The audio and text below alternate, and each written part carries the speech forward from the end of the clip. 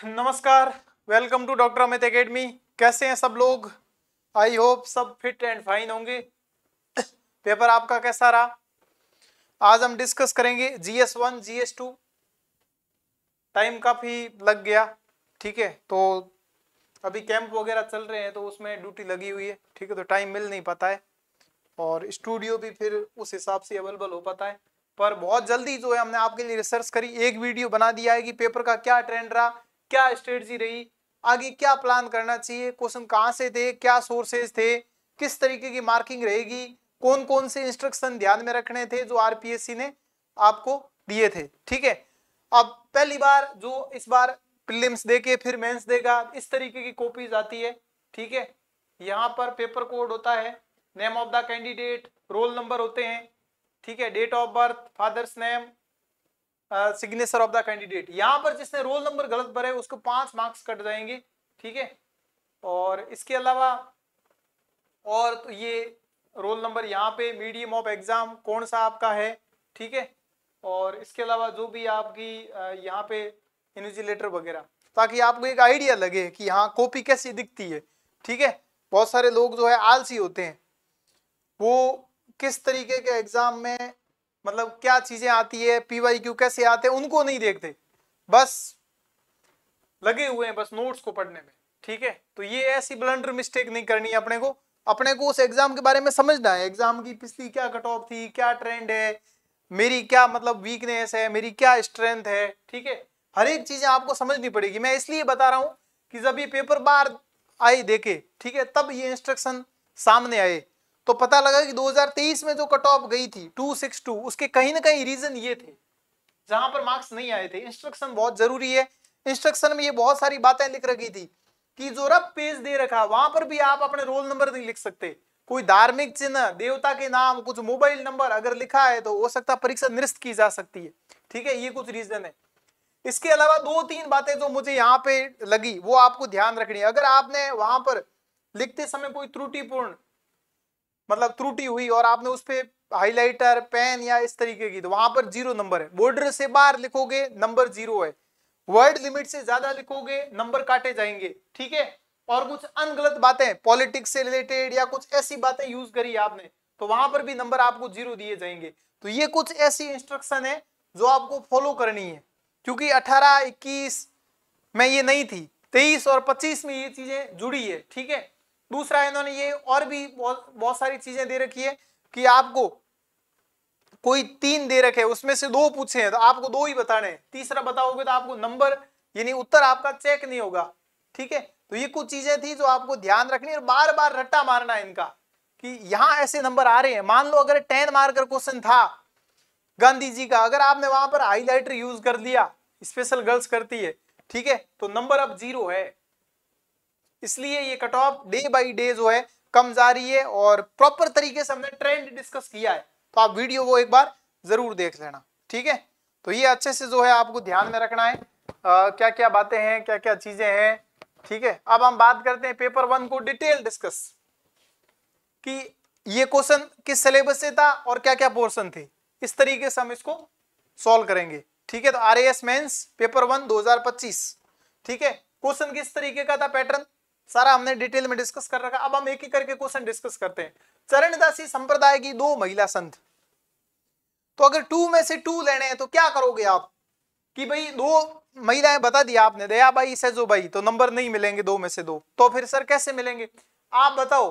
चरणदासी संप्रदाय, ठीक है, इनमें कुछ चीजें आपको बतानी पड़ेगी कि ये है क्या संप्रदाय है, तो भक्ति परंपरा में नहीं, एक भक्ति आंदोलन, ठीक है। तो आपको बताना पड़ेगा भक्ति आंदोलन से संबंधित 2 महिलाएं, 1 दयाबाई, दूसरी सैजोबाई, मेवात की संत रही, ठीक है। और एक मैप बना दो बढ़िया सा अलवर, ठीक है, तब आपको वहां पर मार्क्स मिल जाएंगे। दूसरी इन्होंने इनके क्या उद्देश्य रहे, उद्देश्य यही रहे जाति आधारित भेदभाव का विरोध किया, महिलाओं को सशक्त किया, आध्यात्मिक समानता, भक्ति और नैतिक जीवन को बढ़ावा दिया, ठीक है। और सरल जो है मार्ग भक्ति का दिखाया इन्होंने, तो ये आप जो है यहां पर लिख सकते हैं। दूसरा, मारवाड़ राज्य में हाथ का कुरूप, देखो हाथ का कुरूप एक मान और सम्मान का प्रतीक था, तो इन्होंने ये तो बता दिया कि हाथ का कुरूप पूछते, इन्होंने बोला मारवाड़ राज्य, तो पता लग गया कि सामंती व्यवस्था से रिलेटेड है कुछ न कुछ।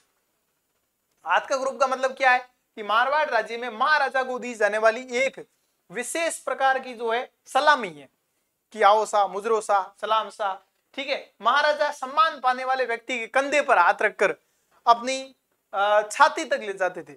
आज भी हम गले मिलते हैं ना इस तरीके से, ये एक सम्मान का प्रतीक था, ठीक है। तो ये आपको ध्यान रखना, हाथ का कुर्ब, हाथ का कुर्ब। ये प्रथम पंचवर्षीय योजना तो जवाहरलाल नेहरू ने, और मॉडल हेराल्ड डोमर मॉडल, ठीक है। आप टाइम बता दो, 51 से 56 आराम से नंबर दिए जाएंगे। अहमदिया आंदोलन है, तो अगर आप ध्यान से देखोगे तो पहले 2 वाले डिस्कस कर लेते हैं, फिर सिलेबस को देखते हैं, ठीक है। अहमदिया आंदोलन की स्थापना 1889 ब्रिटिश भारत के दौरान पंजाब में हुई। तो पंजाब का एक बढ़िया सा मैप बना दिया, मिर्जा गुलाम अहमद ने करी। पॉइंट टू पॉइंट लिखने हैं, खाली खूब लाइनें मिलती है। जैसे अगर आप ध्यान से देखोगे तो कॉपी में आप लाइनें देखो, ठीक है। अहमदिया आंदोलन तो कॉपी में लाइनें किस तरीके से मिलती है, ताकि आपको एक आइडिया लगे कि हाँ, ठीक है। तो यहाँ आराम से आप लिख सकते हो, हाथ का ग्रुप, पॉइंट टू पॉइंट, ऐसे नहीं कि एक लाइन में यहाँ पे लिख दिया, यहाँ पे खुला खुला, जितना खुला लिखोगे उतने मार्क्स। अहमदिया आंदोलन तो ये खूब है, अहमदिया आंदोलन क्या था, किससे रिलेटेड था, कब हुआ, और क्या क्या बातें थी उसमें, ठीक है। और उसमें क्या क्या बातें थी। अहमदिया आंदोलन की स्थापना 1889 ब्रिटिश भारत के दौरान पंजाब में जो है मिर्जा गुलाम अहमद ने करी। उद्देश्य यही था, इस्लामी प्रथा में सुधार, ठीक है। बाकी सारी चीजें आप बता दो। नैतिक उत्थान पर जोर दिया, वहां आधुनिक शिक्षा विज्ञान का समर्थन किया। आंदोलन ईश्वरीय रहस्य उद्घाटन की निरंतरता में विश्वास करता है। मतलब जिसको पता है ना कि सूफी संत क्या थे, वो यहाँ पर आप ऐड कर सकते हो, ठीक है। वहां पर जिसको भक्ति आंदोलन में भक्ति का पता है कि भक्ति आंदोलन के क्या उद्देश्य रहे, क्या समानताएं रही, तो वहां पर वही पॉइंट लिखने हैं कि भाई जाति भेदभाव, कर्मकांड, ठीक है, इस तरीके के। गुलाम अहमद को वादा किया कि मसीहा के रूप में मानता है, ये सिंपल है। अब ये थर्मिडोरियन अभिक्रिया काफी इंपॉर्टेंट है, ठीक है। और ये क्वेश्चन जो है किससे पूछा है, फ्रांसीसी क्रांति। फ्रांसीसी क्रांति में आपने नाम सुना होगा, एक नाम जो है वो आता है मैक्सिमिलियन रॉबेस्पियर, बड़ा खतरनाक आदमी था, ठीक है। तो थर्मिडोरियन प्रतिक्रिया फ्रांसीसी क्रांति के दौरान एक महत्वपूर्ण मोड़ थी। जिसने फ्रांसीसी लिखा है 1/4 मार्क्स तो यहाँ मिल जाएंगे। जो जुलाई 1794 में घटित हुई थी, ठीक है, क्रांतिकारी कैलेंडर के थर्मिडोर 9 में, और इसमें रॉबेस्पियर का पतन हुआ और आतंक के शासन के अंत को चिन्हित किया इसमें, ठीक है। जैकोबी शासन था जो चरम कट्टरपंथ और सामूहिक निष्पादन के लिए जाना जाता था, को उखाड़ फेंका और उदारवादी ताकतों में नियंत्रण कर लिया। इस प्रतिक्रिया के कारण जैकोबिन क्लब बंद हो गए और रॉबेस्पियर को फांसी दे दी गई। तो रॉबेस्पियर 1794 और फ्रांसीसी क्रांति 1 नंबर, ठीक है। और क्रांति के अधिक रूढ़िवादी चरण को और बदला हुआ, और जिससे अंततः नेपोलियन के उदय का मार्ग प्रशस्त किया। मतलब अगर 4 पॉइंट जिसके पास है, नेपोलियन, रॉबेस्पियर और फ्रांसीसी क्रांति, और ये डेट जुलाई 1794, ठीक है। तो ये क्वेश्चन जो है आराम से आपका हो जाएगा। अब आप ध्यान से देखोगे, वर्ल्ड हिस्ट्री का एक आया है, राजस्थान में बात करें, राजस्थान हिस्ट्री से 2 क्वेश्चन बने हैं, ठीक है। और एक अपने जो है भारत की प्रथम पंचवर्षीय योजना का मसौदा किसने तैयार किया। ये सर इकोनॉमी का नहीं लग रहा, नहीं, ये क्वेश्चन जो है अगर आप ध्यान से देखोगे तो ये क्वेश्चन सिलेबस के अंदर अगर आप देखें तो ये जो है इंपॉर्टेंट, यहाँ पे देखो, ये post independence consolidation and reorganisation, ठीक है, यहां से ये क्वेश्चन पूछ लिया है, ये क्वेश्चन, ठीक है। बाकी अगर हम बात करें इसके अलावा तो सिलेबस में रिलीजियस वाला पॉइंट हो गया, यहाँ पे संत लोक देवता, तो यहाँ से क्वेश्चन पूछ लिया। हाथ के कुरुब वाला था तो ये एडमिनिस्ट्रेटिव और रेवेन्यू सिस्टम, तो मतलब 12 नंबर का पूछा है इस बार। राजस्थान के मिडिवल में बात करें, मिडिवल हिस्ट्री में, ठीक है, एडमिनिस्ट्रेटिव और रेवेन्यू सिस्टम से लेकर, तो रेवेन्यू सिस्टम का एक क्वेश्चन आया 10 मार्कर पूरा का पूरा, ठीक है। बाकी अगर बात करें अहमदिया आंदोलन, तो ये आपने पूछा है यहाँ से, जो है silent event 1920 century, peasant tribal movement, political awakening, freedom movement and integration, ठीक है। तो यहाँ से ये क्वेश्चन जो है इंडिया वाला ये, ठीक है, जो अपन बात करें यहाँ पे 19 ये वाला, ठीक है। तो ये आपको ध्यान रखना है, वेरी इंपॉर्टेंट। नेक्स्ट बात करते हैं अपने 5 मार्कर। 5 मार्कर में एक क्वेश्चन पूछा सम्राट यंत्र, जंतर मंतर, जयपुर के सम्राट यंत्र पर। अब ऐसे क्वेश्चन तो बहुत, मैंने बोला था ना आपको, राजस्थान हिस्ट्री में बहुत ज्यादा डीप क्वेश्चन आएंगे, फिक्स है। इस बार राजस्थान हिस्ट्री कितनी पूछी गई है, तो 2 2 4 वो हो गए, ठीक है, 4 और ये हो गया 5, 9 और 10 19, यानी 20 मार्क्स की इस बार हिस्ट्री बहुत ज्यादा पूछी राजस्थान की। जयपुर के जंतर मंदिर पर स्थित है, सबसे बड़ी पत्थर की सूर्य घड़ियों में से एक है, ठीक है। और वास्तु जो बात करें, वास्तुकार जिसका निर्माण महाराजा स्वाई सिंह जय सिंह द्वितीय ने 18वीं शताब्दी के प्रारंभ में करवाया, ठीक है। और इसकी डिजाइन आपको पता होनी चाहिए। 27 मीटर ऊंची त्रिभुजाकार संरचना है। बताओ भाई आकृति कैसी है, कैसी दिखती है? ये 27 मीटर तो याद रहेगा नहीं, जिसका कर्ण पृथ्वी की धुरी के समानांतर है। ये उपकरण स्थानीय समय आकाशीय पिंडों की अवनति, ठीक है, और चिन्हों को उल्लेखनीय परिशुद्धता के साथ मापता है। वैज्ञानिक और खगोलीय उपयोग भी इसके बहुत ज्यादा है। 2 सेकंड तक की सटीकता के समय मापने में सक्षम है। भविष्यवाणी कर लेता है। सांस्कृतिक ऐतिहासिक इसका मैं तो ऑलरेडी है ही, ठीक है। और इसके अलावा बात करें हम यूनेस्को की वर्ल्ड हेरिटेज साइट में भी ये शामिल है, ठीक है। सम्राट यंत्र पूर्व आधुनिक भारत में वैज्ञानिक उत्कृष्टता के स्मारक के रूप में खड़ा है और स्वदेशी शासकों के अधीन खगोलीय प्रगति की समृद्ध विरासत को दर्शाता है। देखो कीवर्ड है मोटा मोटा, खगोलीय प्रगति, वैज्ञानिक उत्कृष्टता, वैज्ञानिक खगोलीय उपयोग, डिजाइन कैसी है, किसने बनाया, बेसिक सा। मतलब एक पैटर्न अगर आपके पास रेडी है। ये पैटर्न कब रेडी होता है? ये पैटर्न जब रेडी होता है जब आपको आंसर राइटिंग आती है। जब आप आंसर राइटिंग नहीं करोगे तो फिर ये पॉसिबल नहीं है, ठीक है। तो ये चीजें आपको यहां से ध्यान रखनी है अच्छे से। क्लियर?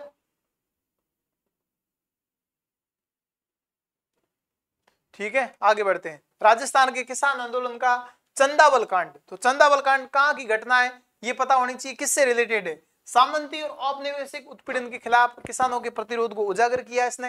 ये घटना 1942 में हुई थी जोधपुर राज्य के चंडावल गांव में। पृष्ठभूमि क्यों हुई, रीजन बताओ भाई। ये हाई टैक्स था, बेगार ज्यादा था, जागीरदारों द्वारा भूमि अधिकारों से वंचित करना पड़ा। ये 3 पॉइंट ये हो गए। घटना जून 1942 की है, ठीक है। और अब इसके प्रभाव क्या हुए? प्रभाव यही, बहुत सारे आंदोलन थे, उन लोगों में अवेयरनेस आई, ठीक है। और इस आंदोलन को देखकर बहुत सारे आंदोलन और उठे, ठीक है। प्रजामंडल आंदोलन तेज हुए, रियासतों में सामंती शोषण को उजागर किया, व्यापक लामबंदी किसानों में जागरूकता आई, राष्ट्रीय स्तर पर ध्यान गया। तो अब आप देखो कितना आसान लिखना था, कुछ नहीं लिखना था इसके अंदर, ठीक है। चंडावल घटना राजस्थान के स्वतंत्रता आंदोलन में किसान संघर्ष का प्रतीक बन गई, जो कृषि असंतोष और राजनीतिक जागृति के प्रतिच्छेदन का प्रतिनिधित्व करती। मेरे हिसाब से अगर आपको राजस्थान हिस्ट्री पढ़नी है तो 9th और 10th की बुक, और इसके अलावा ओल्ड जो बुक आती है राजस्थान की 9th, 10th, 11th, 12th की जो ओल्ड बुक आती है उसमें जितना भी पोर्शन है हिस्ट्री, पॉलिटी, ज्योग्राफी, आप उन बुकों को कर लो, सफिशिएंट है, ठीक है। ज्यादा चक्कर में नहीं पढ़ना है इनके, ठीक है। बस आप मेहनत जहां कर सकते हो वो एथिक्स में बढ़िया कर सकते हो। 6 सब्जेक्ट छोटे वाले उनको और एक्सपेंड करो अच्छे से। बाकी ये चीजें तो सेम है, ये इनका कोई ज्यादा वो नहीं है। ये आरपीएससी एक क्वेश्चन पूछती है पंचरात्र की अवधारणा। तो पंचरात्र की अवधारणा जो है ये वैष्णव परंपरा के अंतर्गत एक संप्रदाय है जो अनुष्ठान, रीति रिवाज, ब्रह्मांड विज्ञान, भगवान विष्णु के प्रति भक्ति पर जोर देता है, ठीक है। हिंदू धर्म की व्यापक वैष्णव परंपरा का है। अब शास्त्रीय आधार ये है कि आगम ग्रंथों पर आधारित है। आगम यानी साहित्य, जो विशेष रूप से पंचरात्र आगमों पर, जो वेदों से अलग है। अच्छा, क्या है पंचरात्र शब्द का? तो 5 रातें। ये 5 रातों में भगवान विष्णु द्वारा दी गई शिक्षा है। 5 रातें, कौन सी 5 रातें? इसमें विष्णु के 4 रूप में पूजा पर जोर दिया गया है। किस पे? वासुदेव 1, सकृष्ण 2, प्रद्युम्न 3, अनिरुद्ध 4, ठीक है। ये तो अब जिसको अगर पता वैष्णव धर्म का पता होता तो ये नाम तो सुने हुए ही है, प्रद्युम्न, अनिरुद्ध, वासुदेव, ठीक है। जब आपने महाभारत, रामायण, भगवान जो है कृष्ण की लीला ये सारे देखे हैं तो आपको ये अच्छे से आते होंगे, ठीक है। पंचरात्र शब्द का शाब्दिक अर्थ है 5 रातें। फिर बात करें यहाँ पे प्रतीक पूजा के साथ साथ भक्ति को मोक्ष का मार्ग बताया। तो अगर आप ध्यान से देख रहे होंगे तो ये पॉइंट कहीं ना कहीं तो इस तरीके से आ रहे। इसलिए यूपीएससी में ये होता है कि आपके पास अगर कीवर्ड है, आपके पास फैक्ट है, तो आप कोई भी आंसर लिख सकते हो। अब ये आरपीएससी में भी ऐसा ही हो गया है कि मेनली कीवर्ड यही तो होते हैं। आप हिस्ट्री के अंदर ऐसे भक्ति आंदोलन से रिलेटेड 20 कीवर्ड नोट कर लो, उनको इधर उधर फेंको बस, ठीक है। मंदिर पूजा और अनुष्ठान में पंचरात्र परंपरा, मूर्ति निर्माण, मंदिर वास्तुकला, दैनिक पूजा अनुष्ठान के लिए नियम निर्धारित किए। दक्षिण और पश्चिमी भारत में मंदिर प्रथाओं पर इसका गहरा प्रभाव पड़ा। पंचरात्र प्रणाली ने वैष्णव धर्मशास्त्र और मंदिर संस्कृति को आकार देने में अब इनका योगदान क्या रहा, सिग्निफिकेंस क्या रहा। मतलब क्वेश्चन को तोड़ना आना चाहिए कि पंचरात्र है क्या, किससे रिलेटेड है, क्या फायदा है, क्या बातें हैं इसमें, क्या इसके सिद्धांत है, क्या महत्व है, बस हिस्ट्री में, ठीक है। और आध्यात्मिक साधकों के लिए एक संरचित भक्ति मार्ग प्रस्तुत किया। अगला, मुगल वास्तुकला पर स्वदेशी प्रभाव। सिंपल बात है, स्वदेशी प्रभाव है, इसका मतलब वास्तुकला की बात हो रही है। वास्तुकला की बात हो रही है तो आप देख लो भाई उनके दरवाजे कैसे हैं, उनकी खिड़कियां कैसी है, उनकी छतरी कैसी है, उसके झरोके कैसे है, उनकी कमल की आकृति कैसी है, क्या है, ठीक है। तो ये सारी की सारी चीजें आपको यहाँ पे देखनी थी। तो मुगल वास्तुकला फारसी और मध्य एशियाई परंपराओं से प्रभावित होने के बावजूद स्वदेशी भारतीय तत्वों से गहराई से प्रभावित थी। हम इसे एक तरीके से बोलें तो इसने एक अद्वितीय इंडो इस्लामिक शैली का निर्माण किया। ये कीवर्ड वास्तुकला में साम्यवाद कैसे हुआ, छतरियां, झरोके और जाली का प्रयोग राजपूत और गुजराती प्रभाव को दर्शाता है। ये प्रभाव कमल की आकृति, अलंकृत कोष्ठक, जटिल नक्काशी के मुगल उपयोग को प्रेरित किया। सामग्री और तकनीक की बात करें तो हुमायूं के मकबरे फतेहपुर सीकरी में लाल बलुआ पत्थर का यूज हुआ। आपने एग्जाम्पल बता दिए तो एग्जामिनर खुद देखेगा सही बात है, स्वदेशी सामग्रियों का बड़े पैमाने पर उपयोग किया गया, लाल बलुआ पत्थर का यूज हुआ। दूसरा आप देखोगे पिलर ट्रिबिट निर्माण की तकनीक को प्रारंभिक मुगल संरचनाओं में अपनाया गया। अब आप वाटर को रिलेटेड देख लो, उपवन, उद्यान, बगीचे, गार्डन, जल प्रणाली। तो यद्यपि फारसी चार बाग अवधारणा प्रमुख थी, लेकिन इसके आसपास बावड़ी, वाटर चैनल ये एकत्रित थे, एकीकृत थे, इंटीग्रेटेड थे। क्षेत्रीय ज्ञान ने महल परिसर में सिंचाई और जल निकासी प्रणाली को प्रभावित किया। तो एक तरीके से हम देखें तो ये स्वदेशी है, ठीक है। तो 2023 का जो क्वेश्चन था अशोक वाला, ऐसे ही ये क्वेश्चन मुगल का पूछा है, ठीक है। मुगल वास्तुकला विदेशी और देशी भारतीय परंपराओं के सम्मिश्रण का प्रतिनिधित्व करती है, जो भारत की समग्र सांस्कृतिक विरासत को उजागर करने वाली उत्कृष्ट कृतियों का निर्माण करती है। इस क्वेश्चन से ये सीखना चाहिए कि कोई न कोई देशज प्रभाव पूछेगा। औद्योगिक क्रांति के दौरान कपड़ा उद्योग में क्रांतिकारी परिवर्तन आए। हमने बहुत डिटेल डिस्कस की जब हमने शुरू में 100 डेज की जो है टेस्ट का प्लान किया दिल्ली, ठीक है। एक दिन 2 मार्कर, एक दिन 5 मार्कर, एक दिन 10 मार्कर। जब हमने ये प्लान किया तब हमने यही बताया था आपको कि आपको किस तरीके से आगे बढ़ना है, ठीक है। तो वहां पर जो है आविष्कारों के क्रमिक विकास पर प्रकाश डाले, तो हमने वर्ल्ड हिस्ट्री डिस्कस करी थी। तो एक क्वेश्चन के साथ पूरा का पूरा मैंने रिवीजन करवाया था आपको, आप जरूर देखना वहां पर, सोशियोलॉजी, वर्ल्ड हिस्ट्री, मैनेजमेंट बहुत अच्छे से। तो औद्योगिक क्रांति ने कपड़ा उत्पादन में बहुत बड़ा बदलाव किया, विशेष रूप से ब्रिटेन में हस्तशिल्प से मशीनी कारखाना प्रणालियों को और कदम बढ़ाया। प्रदीप सर ने प्रॉपर वर्ल्ड हिस्ट्री की एक मैराथन क्लास डाल रखी है, ऐसी मैराथन क्लास आपको कहीं नहीं मिलेगी, ठीक है। प्रमुख आविष्कार अब आपको बताने क्रमिक, यानी ऐसे नहीं ऊपर नीचे, आपको लगातार आने चाहिए। कैसे? जॉन के द्वारा फ्लाइंग शटल 1733, क्रमिक का मतलब ये होता है 1764 में स्पिनिंग जेनी। अगर ये नहीं बताया तो फिर गड़बड़ है। एक श्रमिक को कई रील्स को स्पिन करने की अनुमति दी गई। वाटर फ्रेम आया फिर 1769 में, कतई के लिए जल शक्ति का प्रयोग किया गया। फिर स्पिनिंग म्यूल आया, जेनी और वाटर फ्रेम की विशेषताओं को संयोजन किया गया।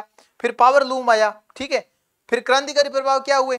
यही हुए कि भाई प्रोडक्शन में वृद्धि हो गई, मैन्युअल जो काम करना पड़ता था मशीनों से होने लग गया, कारखाना प्रणाली का विकास हो गया। उससे क्या हुआ? अर्बनाइजेशन हो गया, गांव से लोग शहर की तरफ आने लग गए, ठीक है। रोजगार सृजन हुआ ही हुआ। तो यही तो बताना था, कुटीर उद्योगों में गिरावट आई। वैश्विक परिणाम क्या हुए? बड़े पैमाने पर उत्पादन और निर्यात बढ़ा वस्त्रों का। भारत जैसे औद्योगिक और औपनिवेशिक क्षेत्रों के बीच में आर्थिक असमानता पैदा हुई, बड़े बड़े देश आगे बढ़ गए, भारत वाले पीछे रह गए। औद्योगिक क्रांति के दौरान कपड़ा मशीनरी के विकास ने उद्योग को तो बदल दिया, जिससे ये औद्योगिक पूंजीवाद का अग्रणी क्षेत्र बन गया, यानी इंडस्ट्रियल कैपिटलिज्म का अग्रणी क्षेत्र बन गया और वैश्विक आर्थिक बदलावों के लिए एक प्लेटफॉर्म तैयार हो गया, ठीक है। तो एक बहुत बढ़िया जो है यहाँ पे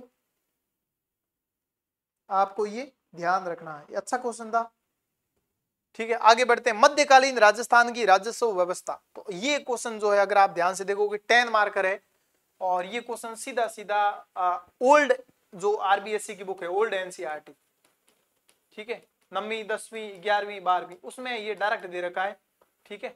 तो मध्यकालीन राजस्थान की राजस्व व्यवस्था, तो आपने सिलेबस में भी देखा है कि एडमिनिस्ट्रेटिव और रेवेन्यू सिस्टम, ठीक है।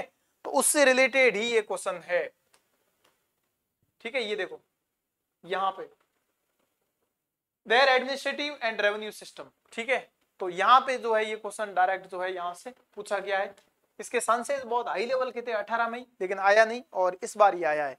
तो मध्यकालीन राजस्थान की राजस्व प्रणाली इसकी सामंती राजनीति, कृषि अर्थव्यवस्था और युद्ध अभिजात वर्ग द्वारा आकार लेती है। मेवाड़, मारवाड़ ऐसी कई रियासतें थी। राजपूत राज्यों ने स्थानीय परिस्थिति और राजवंशीय प्रथाओं के अनुकूल अलग अलग प्रणालियां विकसित करी। पहले बात करते लैंड रेवेन्यू सिस्टम कैसा था, एडमिनिस्ट्रेटिव। तो यहाँ पे भूमि माप होती थी, जैसे बटाई कहते थे। रेवेन्यू को एवोल्यूशन के लिए फसल उत्पादन कैसे होती थी, भूमि के प्रकार थे, ठीक है, जिसमें आप बता सकते हो रेख हो गया, ठीक है। ये भूमि को खालसा घोषित करते थे, यानी राज्य भूमि होती थी वो। भौम जो है राजपूत वंशों द्वारा पैतृक भूमि के रूप में, तो भूमि के प्रकार बता दिए, राजस्व का आकलन कैसे होता था, ठीक है, बटाई होती थी, शेयर प्रणाली, ठीक है। और फिर उसके बाद प्रमुख पदाधिकारी कौन थे उससे रिलेटेड, तो पटेल, रावत, देशमुख जो रेवेन्यू कलेक्शन करते थे, ठीक है, और उनके लिए अलग अलग नियुक्ति होती थी। अन्य रेवेन्यू के स्रोत क्या क्या थे, व्यापार, मवेशी, सिंचाई, अलग अलग प्रकार के टैक्स लिए जाते थे, बेगार प्रथा थी, ठीक है। अब इससे क्या हुआ, ये प्रणाली प्राय शोषणकारी होती थी, ठीक है, विशेषकर जहां पर ड्रॉट, अकाल, सूखा पड़ता था, फ्लड आ जाती थी, बाढ़, लगातार युद्ध और बदलते गठबंधन ने स्तर प्रशासन को बाधित कर दिया। कमियों के बावजूद इसने सैन्य जीविका, मंदिर निर्माण और सांस्कृतिक संरक्षण को सक्षम बनाया, ठीक है। तो ये कुछ पॉइंट जो है आप यहाँ पर बता सकते हैं। वर्ण व्यवस्था और प्रचलित बुराइयों के संदर्भ में 6ठी शताब्दी ईसा पूर्व के धार्मिक आंदोलन, एक तो पहले के जो जैन और बौद्ध धर्म, ठीक है, उससे रिलेटेड, और एक अभी के मध्यकालीन भारत के निर्गुण भक्ति, ठीक है, जिसमें आप हम बात करें कबीर हो गए, ठीक है, नानक हो गए, ठीक है, तुलसी हो गए, इनसे रिलेटेड। तो इनके बीच में क्या समानताएं थी उनको लेकर, मतलब क्वेश्चन डॉट कनेक्ट कर रहा है। डॉट कनेक्ट कहां से कर रहा है, आप सिलेबस को ध्यान से देखो। एक सिलेबस तो ये religious movement and religious philosophy in ancient and medieval India, ठीक है, ये, और दूसरा यहाँ पे मतलब दोनों से पूछा है एंशिएंट और मिडिवल के बीच में क्या समानता थी और क्या असमानता थी। जब अगली बार आप पढ़ेंगे तो ये आपको पता होना चाहिए कि मिडिवल और इनके बीच में क्या थी। ये socio religious reform movement in 1920 century कितना अलग था, कैसे था, क्या असमानताएं थी, ठीक है, इस तरीके से क्वेश्चन आ रहे हैं। तो 6ठी शताब्दी ईसा पूर्व के जो आंदोलन हुए, बौद्ध, जैन, ठीक है, और मध्यकालीन भारत के निर्गुण भक्ति आंदोलन, दोनों ही सामाजिक रूढ़िवादिता को लेकर, विशेष रूप से अगर बात करें वर्ण व्यवस्था और पुरोहित प्रभुत्व के विरुद्ध विद्रोह के रूप में उभरे, ठीक है। और वर्ण व्यवस्था का इन्होंने विरोध किया, दोनों आंदोलन ने ब्राह्मणवादी आधिपत्य, जन्म आधारित जाति व्यवस्था को अस्वीकार कर दिया, ठीक है। महावीर, बुद्ध और बाद में कबीर, रविदास, ये नाम बताने आपको, जैसे नेताओं ने अनुष्ठान शुद्धता की तुलना में व्यक्तिगत सद्गुण पर जोर दिया। आध्यात्मिक समानता और मोक्ष को लेकर आंतरिक शुद्धता, नैतिक जीवन की बात करते हैं। दोनों ने इस विचार को चुनौती दी कि आध्यात्मिक ज्ञान तक केवल उच्च जातियों तक ही पहुंच है, ठीक है। स्थानीय भाषा का प्रयोग देखो आप, आंदोलन में संस्कृत के स्थान पर प्राकृत और पाली का यूज किया। जैन ने प्राकृत यूज करी, बौद्ध ने पाली यूज करी। ऐसे ही जो है आप देखोगे कबीर, अबीर, इन्होंने निर्गुण जो है स्थानीय बोली का प्रयोग किया। कबीर, नानक, दादू दयाल जैसे संतों ने हिंदी बोलियों में रचना करी, जिससे आध्यात्मिकता आम लोगों के लिए सुलभ हो गई। ऐसी बात करें अनुष्ठान और मूर्ति पूजा को लेकर, तो दोनों ने विरोध किया। पशु बलि, मूर्ति पूजा को अस्वीकार किया। अब आपको लग रहा होगा कितना आसान था, बस यही होता है कि सामाजिक सुधार, समावेशिता में इन्होंने ध्यान दिया। अहिंसा, सत्य, ब्रह्मचर्य, करुणा, मतलब वही जैन बौद्ध ने क्या किया, इन्होंने क्या किया, बस यही बताना था, ठीक है। कुल मिला के अलग अलग शताब्दियों में उभरने के बावजूद, हालांकि टाइम दोनों का अलग अलग था, बीच में खूब मतलब समय रहा, दोनों आंदोलन ने धार्मिक रूढ़िवादिता, सामाजिक असमानता, ठीक है, को चुनौती दी। कर्मकांड और जाति पर व्यक्तिगत आध्यात्मिक अनुभव को महत्व दिया। उनकी समावेशी विचारधारा ने भारतीय इतिहास में सामाजिक सुधार और आध्यात्मिक लोकतंत्रीकरण को बढ़ावा दिया। मतलब क्वेश्चन की फ्रेमिंग आपको समझनी, पैटर्न, क्वेश्चन का पैटर्न क्या है बस, ठीक है, क्वेश्चन क्या पूछ रहा है, बाकी कुछ नहीं, कि समानताओं को रेखांकित करना है। समानता आप देख लो, तो मतलब यही होता है कि जब 10 मार्कर क्वेश्चन जब मिलता है ना, तो आपको कम से कम यहां पर लगभग टाइम मिलता है 8 से 9 मिनट, ठीक है। और यूपीएससी में जो आंसर राइटिंग होती है, जो वर्ड लिखते हैं 4000, यहाँ तो 2000 ही लिखने हैं, ठीक है। तो आप आराम से, कुछ नहीं करना है, 1 मिनट आपने ऊपर फ्रेमिंग कर ली पूरा, अब क्या लिखना, इस तरीके से स्टार्ट करो। ऐसे नहीं कि आपने लिखना स्टार्ट किया, बंद हो गया लिखना, नहीं, पहले आप फ्रेमिंग तैयार करो, पैटर्न, कि ये समानता है, कुछ 4-5 समानता, फिर उसके बाद ये, फिर ये, हालांकि ये, फिर। तो महात्मा गांधी भारतीय स्वतंत्रता संग्राम में अपने 3 दशकों की भागीदारी में प्रत्येक पीढ़ी के लिए रिलेवेंस रहे, हर एक जनरेशन, आज भी प्रासंगिक है। ऐसा क्या है, प्रासंगिकता का मतलब क्या हुआ, उनकी क्या रिलेवेंस है आज भी, जो उन्होंने बोला अहिंसा, सत्य, वो आज भी जो है रिलेवेंस है उनकी। प्रत्येक पीढ़ी के लिए रिलेवेंस थे, उचित उदाहरणों के साथ स्पष्ट करना है। तो बस आपको 3 जनरेशन तक, 3 दशकों तक जाना है।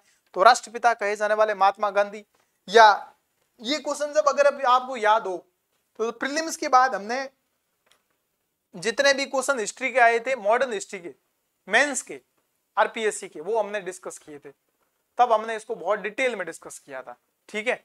और तब हमने एक बात करी थी कि आइंस्टीन ने बोला था कि पूरे मतलब वर्ल्ड में ऐसा आदमी पैदा नहीं हुआ हार्ड मास वाला, ठीक है, इस तरीके से एक की वो था नोट, तो वो आप वहां से स्टार्ट कर सकते हैं, कोई भी फ्रेमिंग कर सकते हैं। राष्ट्रपिता कहे जाने वाले महात्मा गांधी भारत के स्वतंत्रता संग्राम के 3 दशक, टाइम बताओ 15 से 48 में प्रासंगिक बने रहे, और उनका नेतृत्व समय के साथ विकसित हुआ, लीडरशिप जो है, और बदलते पॉलिटिकल चेंज हुए, सोशल चेंज हुए, उसके अनुकूल होते हुए अहिंसा, सत्य, आत्मनिर्भरता के अपने मूल सिद्धांतों को बनाए रखा उन्होंने, ठीक है।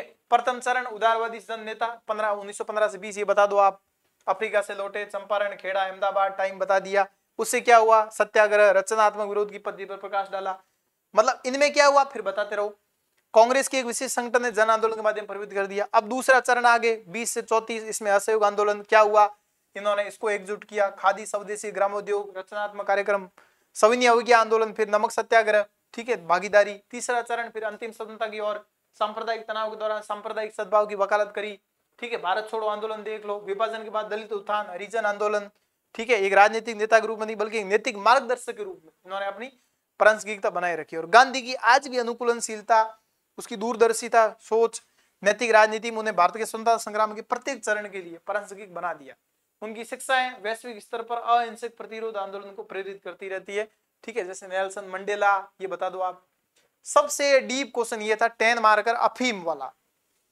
अफीम वाला क्वेश्चन चाइना के साम्राज्यवादी शोषण में अफीम की प्रमुख, एक तो अफीम की, अगला हो सकता है चाय की क्या भूमिका थी। एक तो अफीम युद्ध पता होना चाहिए यहाँ पे आपको, ठीक है। तो 18वीं और 19वीं शताब्दी के दौरान अफीम व्यापार, मतलब अफीम का ट्रेड होता था, साम्राज्यवादी शोषण का एक शक्तिशाली साधन बन गया। ये लोगों को लाते, बेकार करवाते, पैसे देते नहीं, अफीम बेचते, फिर उसके बाद उसी देश को बर्बाद कर देते, विशेष रूप से चाइना में ब्रिटिश औपनिवेशिक शक्तियों द्वारा। इससे क्या हुआ? आर्थिक नुकसान हुआ, सामाजिक विघटन हुआ, ठीक है, आपस में। अब देखो कोई अफीम पिएगा तो क्या होगा? फैमिली पूरी बर्बाद, क्लैश, ठीक है, लड़ाई झगड़े, सैन्य संघर्ष, विशेष रूप से अफीम युद्ध हुए।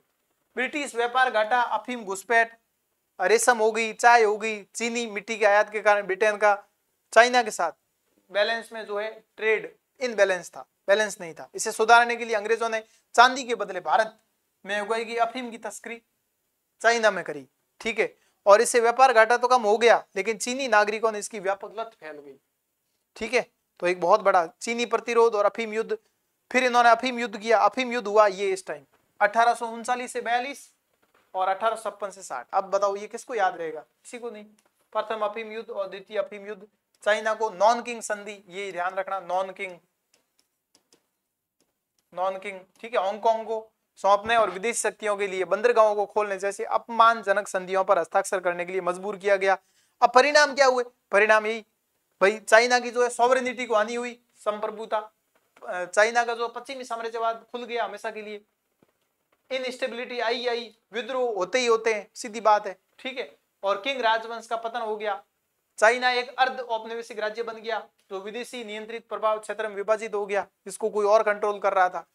अफीम का व्यापार सिर्फ एक व्यवसायिक गतिविधि नहीं थी, कॉमर्शियल नहीं थी, बल्कि औपनिवेशिक वर्चस्व का एक साधन था, ठीक है। सरकार वहां से पॉलिटिकल लेवल पे भी कंट्रोल कर रही थी, जिससे ब्रिटेन को चाइना को आर्थिक, राजनीतिक और सामाजिक रूप से अपने अधीन करने और उसका शोषण करने का मौका मिला। ये नशे और युद्ध के जरिए एक आर्थिक साम्राज्यवाद का काला उदाहरण है।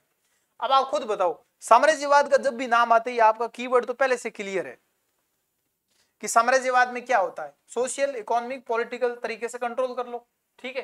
तो ऐसे कैसे कंट्रोल किया? बस तो थोड़ा थोड़ा, मतलब कीवर्ड तो याद नहीं, पर आप लिख सकते हो कुछ न कुछ, इसमें आप लिख सकते हो। अब ये क्वेश्चन कहां से पूछा है? क्वेश्चन बिल्कुल यहाँ से पूछा है, imperialism and colonialism in Asia and Africa. Asia से पूछ लिया, एशिया में चाइना पूछ लिया, तो है सिलेबस से, पर वो सिलेबस में डीप जा रहा है, ठीक है। वर्ल्ड हिस्ट्री में भी बात करूं तो 10 यहाँ से इस बार वर्ल्ड हिस्ट्री कितने नंबर की आई है? तो वर्ल्ड हिस्ट्री 2 में एक तो थर्मोडोरियन वाली और एक अफीम वाली, ओहो, और एक 5 वो वस्त्र वाला। तो 10, 5, 17 नंबर की आई है, और 17 हमने बताया था कि 17 की बनेगी। वर्ल्ड हिस्ट्री में आप लिख सकते थे 10 में हो सकता है कि 2-3 मिले, पर 5, 7, 8, 10 नंबर का आप यहाँ पे गेन कर सकते हो, ठीक है। अगला क्वेश्चन। अब ये तो हो गई अपनी हिस्ट्री, ठीक है, राजस्थान हिस्ट्री, वर्ल्ड हिस्ट्री और इंडियन हिस्ट्री। इंडियन हिस्ट्री में भी क्वेश्चन ठीक ठाक थे। अब राजस्थान की नमो ड्रोन दीदी, ये देखो सीधी बात है, ये आप बजट और इकोनॉमिक सर्वे दो कर लो बहुत है, 100%। सबसे आसान पेपर था इकोनॉमी का। नमो ड्रोन दीदी, डेट याद है तो डेट लिख दो, कोई दिक्कत नहीं। नमो ड्रोन दीदी का उद्देश्य यही था, राजस्थान में ग्रामीण जो महिला है ना उनको कृषि उद्देश्य के लिए ड्रोन, ठीक है। और हमने बात भी करी थी, ये कोटा में इसका एक सम्मेलन भी हुआ था, कॉन्फ्रेंस हुई थी, ठीक है। इस योजना के तहत जो है सेल्फ हेल्प ग्रुप की महिलाओं को कीटनाशक उर्वरक छिड़काव, मतलब एग्रीकल्चर की जब भी बात होगी तो कृषि उद्देश्य के लिए तो क्या चीजें होगी, आप दिमाग लगा लो, ठीक है। फसलों की निगरानी करने के लिए ड्रोन चलाने की ट्रेनिंग दी जाती है, ठीक है। और इसका उद्देश्य आधुनिक कृषि पद्धतियों को बढ़ावा देना। तो यहाँ पर थोड़े की मतलब इकोनॉमी में ये होता है कि फैक्ट ज्यादा लिखो, आप मार्क्स ज्यादा मिलेंगे।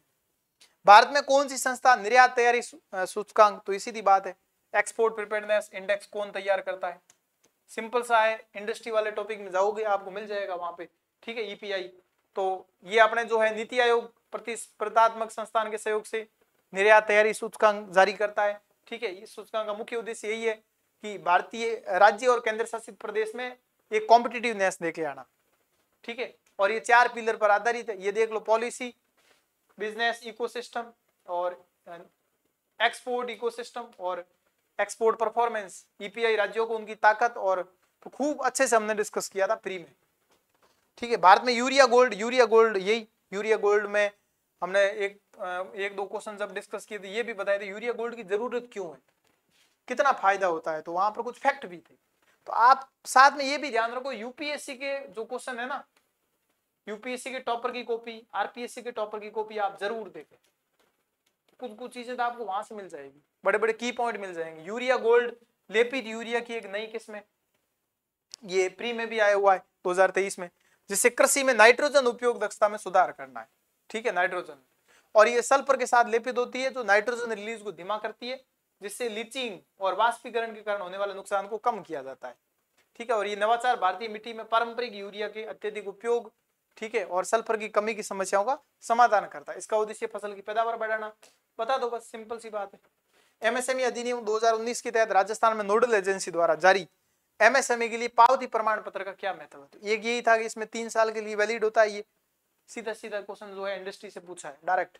पिछली बार ये था कि एग्रीकल्चर से क्वेश्चन ज्यादा थे 2023 में, इस बार देखोगे तो आपको इंडस्ट्री से क्वेश्चन मिलेंगे, एमएसएमई से क्वेश्चन मिलेगा। ये एमएसएमई की मतलब एमएसएमई से क्वेश्चन ज्यादा है, ठीक है। तो एमएसएमई अधिनियम 2019 के तहत पावती प्रमाण पत्र का एक महत्वपूर्ण डॉक्यूमेंट है, तो नोडल एजेंसी द्वारा जो नए रजिस्टर्ड होते हैं ना उनके लिए जारी किया जाता है। ये सीमित अवधि का होता है, 3 साल का, ठीक है। और बिना जो एकल खिड़की मंजूरी के रूप में कार्य करता है, और कुछ जो है ये रिलैक्टेंस भी देता है, व्यापार करने में इजी जो है, ईज ऑफ डूइंग बिजनेस को इजी बनाता है, ठीक है, ये ताकि आपको एक ही खिड़की पे सारी चीजें मिल जाए, इधर उधर भटकना नहीं पड़े, ठीक है। इसके अलावा ये पर कैपिटा इनकम है, तो ये डायरेक्ट इकोनॉमिक सर्वे से ही है, शुरुआत वाले से, ठीक है। 2024-25 में आप देखोगे तो ये जिले हैं, ठीक है। भारत की जीआई क्लाउड में मेघराज सबको पता ही है, साइंस में हम पढ़ते हैं, ठीक है। तो जीआई क्लाउड मेघराज जो है इलेक्ट्रॉनिक और सूचना प्रौद्योगिकी मंत्रालय मेटी द्वारा भारत में ई गवर्नेंस के लिए क्लाउड कंप्यूटिंग की शक्ति का उपयोग करने के लिए शुरू किया गया है, प्रमुख कार्यक्रम है। इसका उद्देश्य ई सेवाओं की डिलीवरी में तेजी लेके आना, आईटी संसाधनों के उपयोग में सुधार लाना, सरकारी विभाग में मापनीयता सुनिश्चित करना। सर इतने फैक्ट कैसे याद रहते, इतने पॉइंट कैसे याद, बार बार जितना लिखोगे उतने याद हो जाएंगे। मेघराज एक समान और सुरक्षित क्लाउड वातावरण की कल्पना करता है, प्रमुख विशेषता यही कि हाइब्रिड है, ठीक है, सरकारी सामुदायिक क्लाउड है, निजी क्लाउड को जोड़ता है, विभिन्न प्लेटफॉर्म पर स्टैंडर्डाइजेशन सिक्योरिटी को एंश्योर करता है। और इसके अलावा जो अलग अलग प्रकार platform as a service, information as a service, आसपास, ठीक है, और सॉफ्टवेयर एज ए सर्विस, ये फायदे यही है। साझा बुनियादी ढांचे और वर्चुअलाइजेशन के माध्यम से आईटी लागत कम हो जाती है, डेटा सुरक्षा और आपदी वसूली को बढ़ा।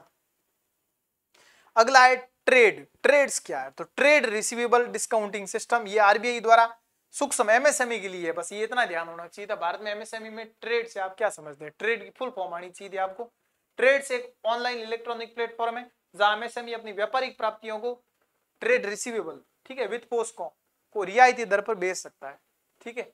बड़ी कंपनी और सरकारी विभाग से भुगतान तेजी से प्राप्त करने में मदद मिलती है। हितधारक कौन कौन होते हैं, वही होते हैं, प्रमुख प्लेटफॉर्म ये होते हैं, ठीक है। इनवॉइस ये हमने खूब डिस्कस किए थे उस टाइम। मैनेजमेंट में भी ये जो टॉपिक जो है। राजस्थान में सामाजिक क्षेत्र व्यवहारता अंतर यानी वाइबिलिटी गैप फंडिंग क्या होता है, ठीक है, ये क्वेश्चन। तो राजस्थान सरकार द्वारा महत्वपूर्ण सामाजिक अवसंरचना परियोजनाओं, अब ये सर क्वेश्चन कहां से आ रहे हैं, सिलेबस देख लेते हैं, सिलेबस में बता देते हैं आपको। राजस्थान इकोनॉमी, ठीक है, तो राजस्थान इकोनॉमी में ये जो क्वेश्चन है, ये अगर आप ध्यान से देखोगे, जो अपना ये वाला private investment, infrastructure and public private partnership, तो यहां से ये क्वेश्चन है वाइबिलिटी गैप फंडिंग वाला, ठीक है। और दूसरा जो वो क्वेश्चन था, तो वो अपने यहां से था industrial growth and recent trend, ठीक है, और institutional framework for industrial development, तो यहां से क्वेश्चन था, तो घबराने की बिल्कुल जरूरत है नहीं, ठीक है। तो राजस्थान सरकार द्वारा महत्वपूर्ण सामाजिक अवसंरचना परियोजनाओं में सार्वजनिक निजी भागीदारी को बढ़ावा देने के लिए वाइबिलिटी गैप फंडिंग यानी प्राइवेट पब्लिक पार्टनरशिप, उद्देश्य क्या है कि ये जो एजुकेशन हो गई, हेल्थ हो गई, सैनिटेशन हो गई, ठीक है, यहाँ पर जो भी परियोजनाएं चल रही है लाभकारी परियोजनाएं, उसमें बाजार स्थितियों में वित्तीय रूप से व्यवहार्य नहीं है, ठीक है। तो क्या करें, तो वीजीएफ योजना का उद्देश्य ये होता है कि फाइनेंशियल जो प्रॉब्लम है उसको दूर करना, ठीक है, और ऐसी परियोजनाओं को निजी निवेशकों के लिए आकर्षक बनाना ताकि प्राइवेट एंटिटी यहाँ पे आए। प्रमुख विशेषता ये है कि शिक्षा, स्वास्थ्य देखभाल, कौशल विकास, किफायती आवास जैसे क्षेत्र में पीपी परियोजनाओं को कैपिटल ग्रांट मिलता है, और परफॉर्मेंस बेस्ड अनुबंधों के माध्यम से दीर्घकालिक सेवा वितरण प्रतिबद्धता को प्रोत्साहित करता है। ग्रीन फील्ड, ब्राउन फील्ड दोनों परियोजनाओं को समर्थन करता है। ये परिणाम यही गुणवत्तापूर्ण सोशल जो है सर्विस एक्सेस बढ़ती है, और निजी क्षेत्र में एफिशिएंसी से जो है सरकारी बोझ कम हो जाता है, समावेशी विकास होता है, रोजगार सृजन को बढ़ावा मिलता है, सस्टेनेबल डेवलपमेंट के गोल बता दो एसडीजी में, इनको फायदा मिलता है, ठीक है। भारत के राष्ट्रीय हरित ग्रीन हाइड्रोजन ये फिक्स है, जनवरी 2023 में था, डायरेक्ट फैक्ट याद होने चाहिए। कितना, 5 मिलियन मैट्रिक टन हरित हाइड्रोजन उत्पादन। हरित हाइड्रोजन उत्पादन के लिए 125 गीगावाट नवीकरणीय ऊर्जा क्षमता का संवर्धन, 8 लाख करोड़ रुपए से अधिक का निवेश, 6 लाख से अधिक नौकरियां, ठीक है, डायरेक्ट फैक्ट मिशन के लक्ष्य, ठीक है। क्योंकि ये क्वेश्चन आना ही था कि भारत के भविष्य के स्वच्छ ईंधन हरित हाइड्रोजन के उत्पादन, उपयोग और निर्यात के लिए वैश्विक केंद्र के रूप में स्थापित करना इस मिशन का उद्देश्य है, ठीक है। भारत में अटल टिंकरिंग लैब, सीधी सी बात है, एटीएल नीति आयोग द्वारा मिशन है, और एआईएम में आता है अटल इनोवेशन मिशन के तहत।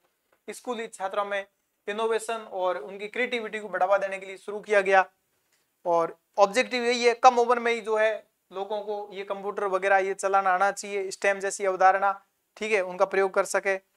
और सुविधाएं और गतिविधियां, ATL robotics kit, 3D printer, IOT sensor इनके लिए, ठीक है। ये कार्यक्रम कक्षा 6ठी से और जो है 12वीं तक के विद्यार्थियों के लिए। भारत में एटीएल स्थापित करने के लिए 10,000 से अधिक स्कूलों का चयन है, ये फैक्ट है। एटीएल एक परिवर्तनकारी जो है, मतलब एक रिवोल्यूशनरी एजुकेशनल रिफॉर्म जो भारत के युवाओं को बिहेवियरल एजुकेशन, ऐसे नहीं कि प्रैक्टिकल एजुकेशन, ठीक है, और नवाचार की मानसिकता को बढ़ावा देता है। और नेशनल एजुकेशन पॉलिसी 2020 में ये दृष्टिकोण के अनुरूप है, इससे फायदा मिलेगा। अब केंद्रीय बजट 2025-26 में घोषित परमाणु ऊर्जा क्षेत्र के विकास के लिए सरकार का भविष्य का रोड मैप क्या है?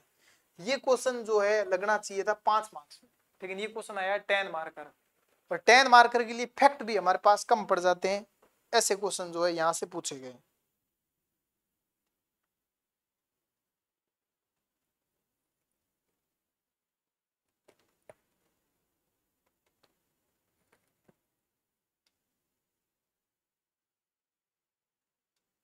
समझ रहे हो?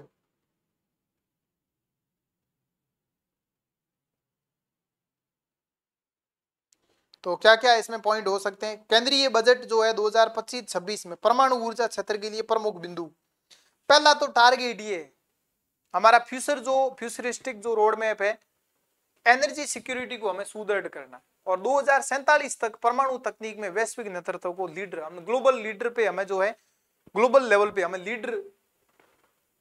लीडरशिप करनी है, ठीक है। पहला टारगेट तो 2047 वाला। दूसरा बात करें एसएमआर, ठीक है, मतलब जो स्मॉल रिएक्टर होते हैं ना छोटे छोटे, 2047 तक 20,000 करोड़ जो है रिसर्च और डेवलपमेंट में, और 2033 तक 5 स्वदेशी छोटे module reactor, small module reactor जो है हमें स्थापित करने हैं, ठीक है। ये दीर्घकालिक जो हमारा टारगेट है लॉन्ग टर्म का, वो है 2047 तक 100 गीगावाट परमाणु ऊर्जा क्षमता प्राप्त करने का मिशन है, ठीक है। वर्तमान स्थिति और विस्तार को लेकर बात करें तो अभी हमारे पास 22,480 मेगावाट बार बार करंट में था, न्यूज में था ये, ठीक है। 2031-32 तक हमारा टारगेट था, वर्तमान में 8,180 के आसपास है, ठीक है। तो ये देखो यहाँ पे हमारा ये टारगेट था यहाँ से। फिर निर्माणाधीन रिएक्टर भी जो आप बता दो कि 10 रिएक्टर निर्माणाधीन है, ठीक है। राजस्थान में, गुजरात में, तमिलनाडु में, राजस्थान बांसवाड़ा वाला, आड़ी बीत वाला। कोवाडा परियोजना जो है आंध्र प्रदेश में भारत अमेरिकी साझेदारी से। ऐसे ही जो है RAPPP-7 की क्रिटिकलिटी, तकनीकी आत्मनिर्भरता जो है हमें अवेलेबल हो जाएगी, टेक्नोलॉजी अवेलेबल हो जाएगी। मुख्य उद्देश्य यही है कि हमें नेट जीरो जो 2070 है, 2070 है, वो हमें टारगेट पूरा करना है। तो इस तरीके से जो है आप यहाँ से बता सकते हैं बहुत अच्छे से। 2070 तक भारत के नेट जीरो कार्बन के इमिशन का जो है एक महत्वपूर्ण हिस्सा माना जा रहा है ये, ठीक है। और केंद्रीय बजट 2025-26 में क्षमता, प्रौद्योगिकी और निजी सहयोग को बढ़ाकर, अब यही होता है करंट अफेयर अगर आप पढ़ते हो डेली, ठीक है, तो ये चीजें आपके लिए आसान है, कुछ नहीं है, डेली न्यूज में आती रहती है। भारत के परमाणु ऊर्जा क्षेत्र के लिए एक दूरदर्शी रोड मैप की रूपरेखा तैयार की गई है। स्वदेशी नवाचार, अंतर्राष्ट्रीय सहयोग और विनियामक सुधारों के मिश्रण के साथ सरकार का लक्ष्य एक लचीले और भविष्य के लिए तैयार परमाणु बुनियादी ढांचे के माध्यम से ऊर्जा स्वतंत्रता और पर्यावरणीय स्थिरता को संरक्षित करना है, ठीक है। और ये अगर बात करें तो एकेडमी पे भी रोज 2 बजे जो है आपके करंट अफेयर की भी क्लास चलती है, एडिटोरियल, ठीक है, आप देख सकते हैं। भारत में एमएसएमई को बढ़ावा देने के लिए केंद्रीय बजट 2025-26 में क्या विशिष्ट उपायों की घोषणा करी। पिछली बार भी बजट से था, इस बार भी बजट से था। लोग क्या इकोनॉमिक सर्वे तो पढ़ लेते, बजट को हल्के में लेते हैं, ठीक है, इसलिए बहुत जरूरी है। तो पहली बात तो ये है कि इन्होंने एमएसएमई की परिभाषा भी चेंज कर दी, परिभाषा चेंज करी इन्वेस्टमेंट और टर्नओवर को लेकर। और उसमें जब हमने बात करी थी इन्वेस्टमेंट और टर्नओवर को लेकर कितना था, ठीक है, 1 करोड़ तो 5 करोड़, यानी ये इन्वेस्टमेंट है, ये टर्नओवर है। 10 करोड़, 50 करोड़, 50 करोड़, 250 करोड़, यानी ये माइक्रो, ये स्मॉल और ये मीडियम। अब क्या हुआ, इन्वेस्टमेंट को इन्होंने कर दिया 2.5 गुना, ठीक है, समझ गए, तो 2.5 करोड़ है। और टर्नओवर को जो है इन्होंने कितना कर दिया, ये इस तरीके से, मतलब इसमें चेंज हो गया है पोर्शन में, ठीक है, टर्नओवर सीमा भी इन्होंने बढ़ा दी। तो इस तरीके से तो 2.5 गुना कर देना है। तो ये एक तो इसमें चेंज आया, ठीक है। एमएसएमई भारत की अर्थव्यवस्था की रीढ़ की हड्डी। बताओ आप कि जीडीपी में कितना योगदान है, 30% है, एक्सपोर्ट में कितना है, 45% है, ठीक है। हाल ही में कोई रिपोर्ट बता दो, ये करंट में रिपोर्ट तैयार होनी चाहिए आपकी। इनोवेशन और एम्प्लॉयमेंट में इसकी भूमिका है, एक्सपोर्ट में इनकी भूमिका है, एम्प्लॉयमेंट, इनोवेशन और एक्सपोर्ट, ठीक है, एंटरप्रेन्योरशिप। केंद्रीय बजट 2025-26 में एमएसएमई की लचीलेपन, भाई एक तो फ्लेक्सिबल, एक मॉडर्नाइजेशन और एक बाजार को इंटीग्रेट करते हुए व्यापक राहत उपायों की घोषणा करी है। तो पहला क्रेडिट लाइन गारंटी योजना 75,000 करोड़ की। नया एक ट्रस्ट बनाया गया, दो कम ब्याज दर पर 2 करोड़ रुपए का सपार्श्विक मुक्त ऋण प्रदान करेगा। तकनीकी अपग्रेडेशन की बात करें तो एआई उद्योग 4.0 और उसके लिए 10,000, ये देखो एआई उद्योग 4.0 हरित प्रौद्योगिकी को अपनाने में मदद के लिए प्रौद्योगिकी उन्नयन कोष, ठीक है, 10,000 करोड़ रुपए का आवंटित किया। स्वचालित क्रेडिट स्कोरिंग दी जा रही है। खरीद और बाजार पहुंच के लिए जो है इन्होंने एक जिला एक उत्पाद और एमएसएमई के लिए अनिवार्य 25% सार्वजनिक खरीद आरक्षण जो है ये जारी रहेगा, ठीक है। जेडीडी शून्य दोष शून्य प्रभाव प्रमाणन के माध्यम से प्रदान किया। कौशल विकास और औपचारिकरण में भी बजट में 20 लाख, ठीक है। इस तरीके से जो है एमएसएमई के लिए एक मल्टी स्ट्रेटेजिक जो है ये स्ट्रेटजी है, रणनीतिक पहल है, जिससे प्रमुख चुनौतियां भी है, लोन को लेकर है, टेक्नोलॉजी को लेकर है, मार्केट को लेकर है, मार्केट एक्सेस नहीं है और स्किल वर्कफोर्स नहीं है, ठीक है, ये भी कुछ चुनौतियां हैं। फिर भी जो है इन सुधारों को उद्देश्य एमएसएमई को इनफॉर्मल इकाइयों से वैश्विक रूप से प्रतिस्पर्धी उद्यमों में बदलना है, जो मेक इन इंडिया और आत्मनिर्भर भारत के लक्ष्यों के अनुरूप है। इन मोटे मोटे कीवर्ड आपको यहाँ पे लिखने थे, ठीक है। ऋण गारंटी भी जो है आप लिख सकते हैं, क्रेडिट गारंटी योजना, नई पहल लिख सकते हैं, हरित विनिर्माण जो है आजकल हो रहे हैं, ठीक है, ये आप बता सकते हैं। राजस्थान रिफाइनरी, सीधा क्वेश्चन है, डायरेक्ट, सबको पता ही होता है। राजस्थान रिफाइनरी जो है 74-26 का रेशियो है। हिंदुस्तान पेट्रोलियम कॉर्पोरेशन लिमिटेड और राजस्थान सरकार दोनों मिलकर 55 में ये बना रही है, ठीक है, समझ गए। और इसका बात करें 72,000 करोड़ का ये इन्वेस्टमेंट है, इसमें 9 मिलियन मेट्रिक टन की इसमें क्षमता है, ठीक है। और एकीकृत पेट्रोलियम कॉम्प्लेक्स भी इसमें बन रहा है। और इसके अलावा जो है अलग अलग प्रकार के कुएं वगैरह वो भी आप लिख सकते हैं। मंगला, भाग्यम, रागेश्वरी। रोजगार सर्जन की बात करें 1 लाख से ज्यादा जो है डायरेक्ट और इनडायरेक्ट रोजगार सर्जित हो रहे हैं। बाकी बहुत सारे फायदे, ठीक है। औद्योगिक विकास और सहायक इकाइयां इसमें लग रही है। पर्यावरणीय स्थिरता को लेकर ये भारत स्टेट जो है 6 ये फ्यूल यूज कर रही है, ठीक है। तो ये बहुत इजीली जो है ये energy security, economic development, regional development की रणनीतिक अभिसरण का प्रतिनिधित्व करती है। ये राजस्थान के पेट्रोकेमिकल और औद्योगिक निवेश का केंद्र बनाने के लिए हब जो है ये तैयार हो रहा है। जो पेट्रोलियम उत्पादन भारत की आत्मनिर्भरता और क्षेत्रीय आर्थिक परिवर्तन में महत्वपूर्ण भूमिका निभाएगा। इंडस्ट्रियल में आप देखोगे तब वहां पे देखोगे कि भारत जो है एनर्जी सिक्योरिटी मतलब पेट्रोलियम 86% जो है आयात करता है। तो इनके लिए सबसे ज्यादा ये हमारे लिए। अब है सोशियोलॉजी, जाति का धर्मनिरपेक्षीकरण क्या है। तो ये एम.एन. श्रीनिवासन की अवधारणा है, जाति का धर्मनिरपेक्षीकरण।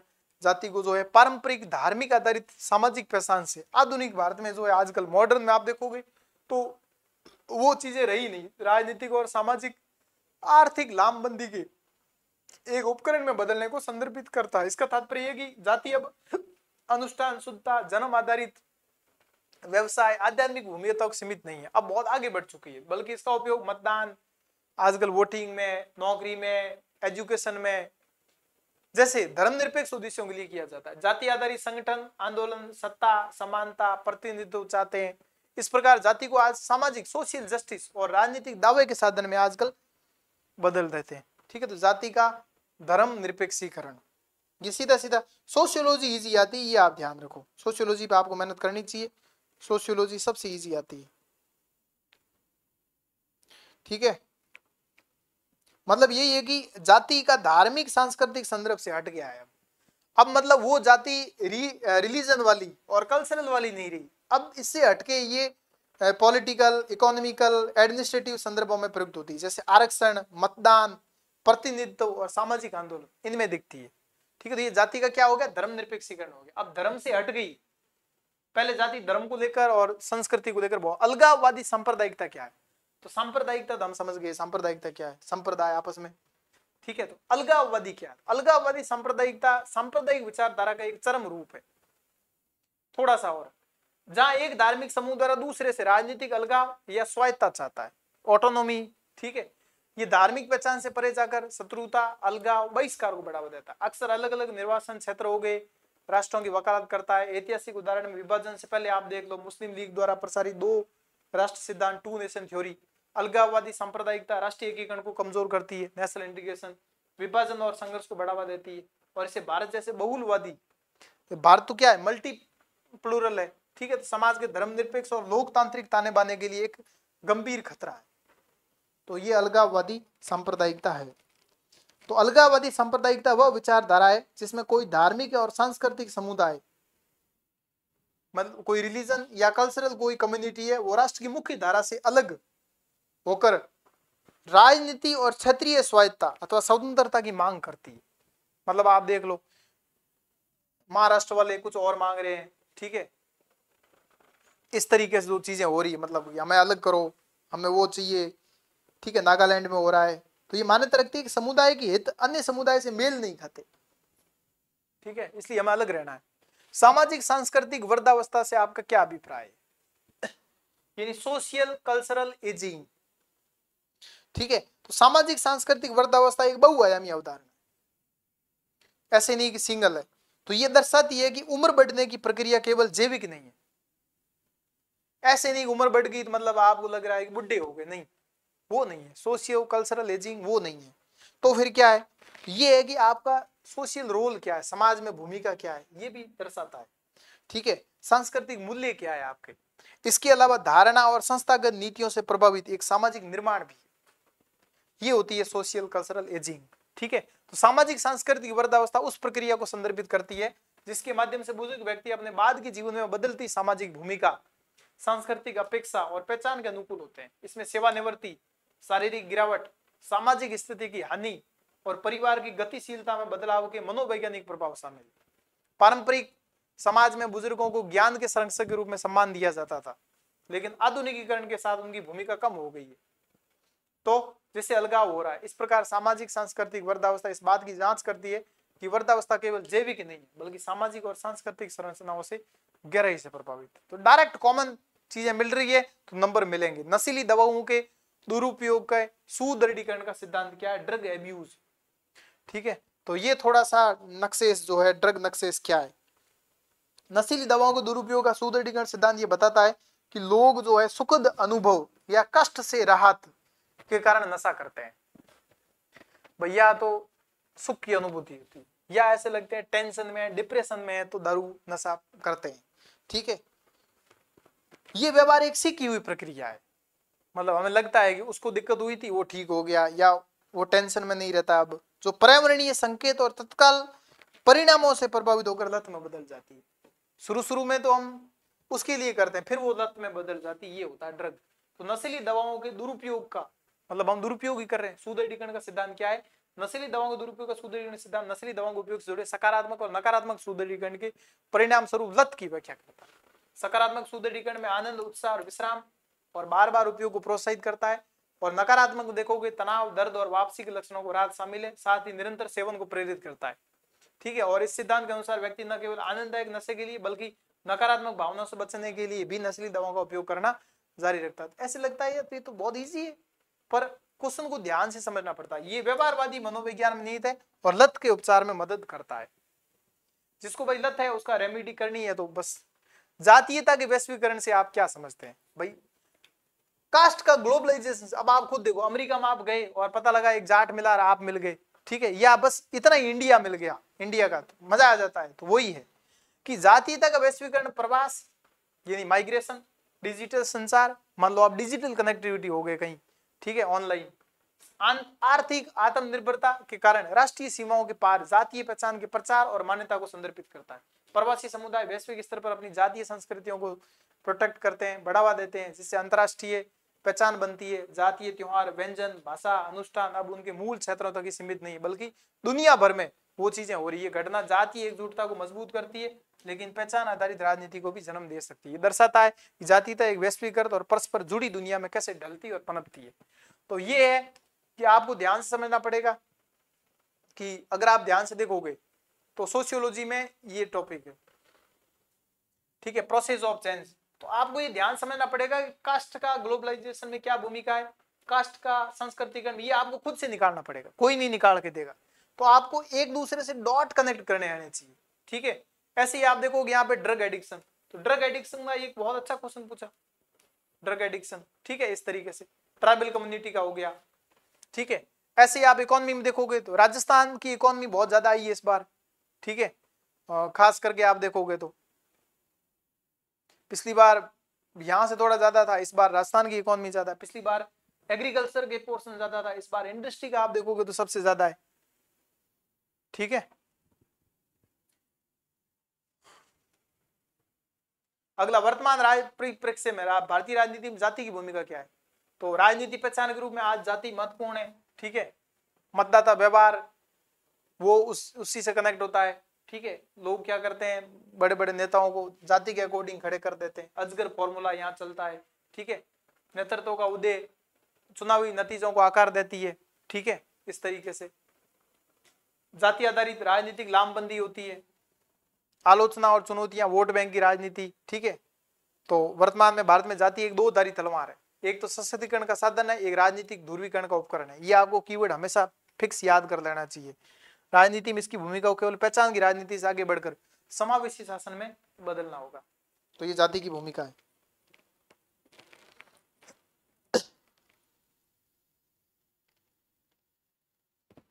ठीक है, आगे बात करते हैं जनजातीय समुदाय को सशक्त करना है। भारत सरकार द्वारा जनजातीय कल्याण के लिए विभिन्न पहल, एक एग्जाम्पल बताते रहो। भारत के आदिवासी समुदायों को ये पीएम जनमन योजना जो इस बार थी, समुदायों को ऐतिहासिक रूप से सामाजिक आर्थिक हाशिए पर धकेला गया। भारत सरकार ने एससी के कल्याण, एसटी कल्याण, सशक्तिकरण और मुख्य धारा में लाने के उद्देश्य से कई योजनाएं शुरू करी। पहला देखो एकलव्य मॉडल, फिर पीएम जनमन, प्री मैट्रिक पोस्ट मैट्रिक के लिए अलग, अनुसूचित जनजातियों के लिए उद्यम पूंजी कोष बन रहे हैं, ट्राइफेड जो है वंदन योजना, स्वास्थ्य राज्य के लिए पोषण अभियान चल रहा है, पीएम जनमन योजना चल रही है, लघु वनोपज चल रहा है। प्रशासनिक और कानूनी में देखोगे तो FRA 2006 चल रहा है जिसमें वन, भूमि और संसाधनों पर जनजातीय अधिकारों को मान्यता देता है। पैसा अधिनियम चल रहा है, तो शिक्षा, आजीविका, कानूनी सशक्तिकरण, स्वास्थ्य देखभाल के माध्यम से सरकार के बहुआयामी दृष्टिकोण का उद्देश्य जनजाति समुदाय के समावेशी विकास को बढ़ावा देना, समान स्वायत्ता और सतत विकास सुनिश्चित करना है। तो सोशियोलॉजी भी हमने बहुत अच्छे से डिस्कस कर लिया। ठीक है, अब हमारा दौर रहा है मैनेजमेंट और ऑडिट अकाउंट।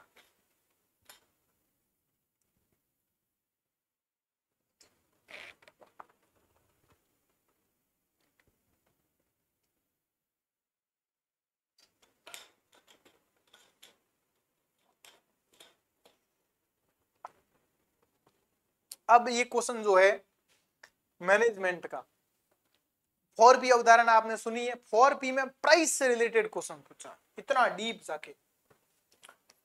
4P में प्राइस निर्धारण करने की विधियां, तो NIOS में जब आप जाके देखोगे या इग्नू में, तब आपको प्राइस निर्धारण करने की विधियां मिलेगी। और हमने भी इसको बताया था। मैनेजमेंट मैंने पढ़ाई थी 16 घंटे में प्रॉपर, और इस बार उम्मीद ज्यादा थी मोटिवेशन और लर्निंग से, लीडरशिप से, पर वहां से क्वेश्चन आए नहीं। ठीक है, इस बार आए नहीं, पिछली बार खूब थे। तो ये कैप्टिव प्रोडक्ट प्राइसिंग क्या होता है, पहले आप एग्जांपल समझो कि रेजर जो होता है ना, रेजर, वो तो बेचते हैं सस्ता, लेकिन रेजर ब्लेड होती है वो होती है कैप्टिव। कैप्टिव उत्पाद क्या होता है, रेजर ब्लेड। रेजर क्या है, रेजर मेन प्रोडक्ट है। रेजर वही जो अपन दाढ़ी बनाते हैं वो रेजर। ठीक है, और रेजर जो ब्लेड होती है वो महंगी होती है। रेजर 20 रुपए का है, ब्लेड आप देखोगे 10 रुपए की मिलेगी। प्रिंटर सस्ते होते हैं, सही बात है, लेकिन सही कार्टिज की लागत बहुत महंगी है। ये क्या है, ये कैप्टिव प्रोडक्ट प्राइसिंग है। ठीक है, ये ग्राहक लॉकिंग और लाभप्रदता सुनिश्चित। अब देखो, कैप्टिव उत्पाद मूल्य निर्धारण एक मूल्य निर्धारण रणनीति है। ठीक है, प्राइस डिटरमाइन करने की स्ट्रेटजी है, जिसमें कंपनी मुख्य उत्पाद के लिए कम कीमत और उसके सप्लीमेंट्री जो हमें चाहिए होते हैं उन उत्पादों के लिए उच्च मूल्य निर्धारित करती है। ठीक है, रेजर चाहिए 20 रुपए का है, इसलिए हम क्या करते हैं, ब्लेड थोड़ी लेते, रेजर ही लेते हैं। यार क्या ही मतलब है। तो ये रणनीति संबंधित वस्तुओं की निरंतर खरीद के माध्यम से दीर्घकालिक राजस्व सुनिश्चित करती है। तो इसलिए, क्योंकि प्रिंटर एक बार ले लिया, अब प्रिंटर कोई नहीं लेगा।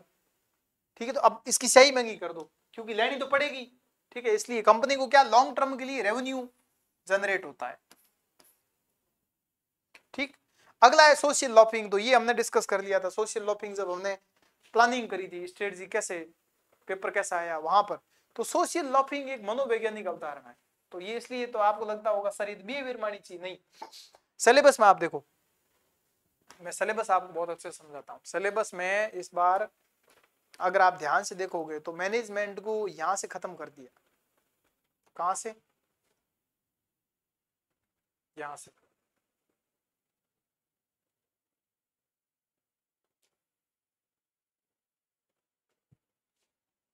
ये भी नहीं, यहां से ग्रुप बिहेवियर, इंडिविजुअल बिहेवियर और कॉन्फ्लिक्ट। ठीक है, देख रहे हो आप, मतलब आरपीएससी की ताकत। ग्रुप बिहेवियर, इंडिविजुअल बिहेवियर को लेकर एक क्वेश्चन पूछा, सोशल लॉपिंग। सोशल लॉपिंग ये होती है कि कोई भी व्यक्ति ग्रुप में जब होता है 10-20 के साथ, तो वो काम कम करता है, प्रोडक्टिविटी उसकी कम होती है, आलस करता है। लेकिन जब उसको अकेले काम कराओगे तो उसकी एफिशिएंसी और प्रोडक्टिविटी उससे ज्यादा होती है। ये होती है सोशल लॉपिंग। ठीक है, फिर उसके बाद आप देखोगे तो एक क्वेश्चन यहां से पूछा, सोर्स ऑफ फाइनेंस, डेरिवेटिव वाला। ठीक है, modern concept of marketing mix में प्राइस से क्वेश्चन पूछ लिया, ये प्राइस। तो मैनेजमेंट के 32 टॉपिक है, 32 से 33 टॉपिक है, पर आपको बहुत अच्छे से डीप डिटेल डिस्कस होनी चाहिए। ठीक है, एक आयुष से पूछ लिया, वो तो सबसे इजी था, कुछ था ही नहीं। इस बार इसमें आप देखोगे तो सीड फंडिंग पूछी, तो ये हमने डिस्कस किया था टॉपिक, सीड फंडिंग वाला। तो सदाबहार टॉपिक है। ठीक है, पर यहां से थोड़ा लगा ग्रुप बिहेवियर में क्या ही पूछेगा, पर एक बहुत अच्छा क्वेश्चन पूछा। आप ग्रुप बिहेवियर को जब आप इसको विकिपीडिया पे सर्च करोगे तो सोशल लॉपिंग अवधारणा जरूर आएगी। ठीक है, तो सोशल लॉपिंग एक मनोवैज्ञानिक अवधारणा है जिसमें व्यक्ति अकेले काम करने की तुलना में समूह में काम करते समय कम प्रयास करता है। ऐसा इसलिए होता है, क्यों होता है, क्योंकि व्यक्तिगत योगदान कम दिखाई देता है। ठीक है, लीडरशिप की भूमिका में, जिससे जिम्मेदारी साझा करने की धारणा होती है। ठीक है, और ये अक्सर उत्पादकता में कमी और समूह की असक्षमता की ओर लगता है कि ग्रुप की लीडरशिप है ही नहीं, इसलिए वो काम नहीं कर रहा था।